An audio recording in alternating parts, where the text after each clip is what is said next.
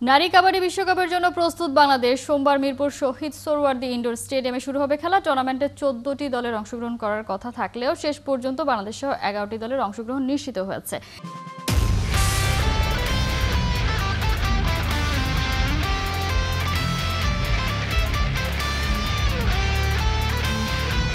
এরই মধ্যে দলগুলো আসতে শুরু করেছে। ঢাকায় বাংলাদেশও ঘোষণা করেছে তাদের স্কোয়াড, যেখানে অধিনায়ক করা হয়েছে রূপালী আক্তার সিনিয়রকে।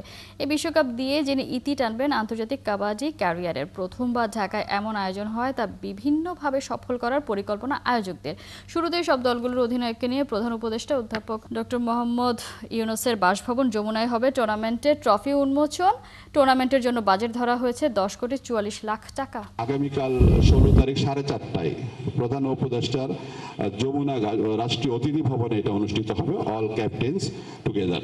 আমরা বলেছিলাম 12টি টিম খেলবে, তো একটি টিমের জটিলতার কারণে যাতে আর্জেন্টিনা আসছে না, 11 টিমের খেলা হচ্ছে।